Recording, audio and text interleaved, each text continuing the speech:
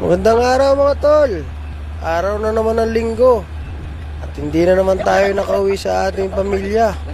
At ito, maglaba na lang muna tayo rito sa barak sa Pusurubio para makaabot sa init ng araw at matuyo ka agad.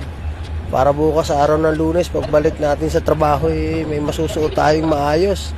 At kahit wala tayong ligo, hindi gaanong halata at presentable tayong tingnan. At ayan nga, habang tayo naglalabay, may sumingit na ating kabady. Talaga namang nakipagkwentuhan pa. Maghugas ka na lang pa rin ng kaldero at magluto ka ng ulam. At talaga namang kay ganda ng katawan. Machete ang datingan. Sige na paret, bilis-bilis ang muriyan at nang ako'y makapagbanlaw at makapagsampay. O paano mga tol? Hanggang dito na lang muna at magsasampay na ako. Gandang araw. Ingat ang lahat sa biyahe.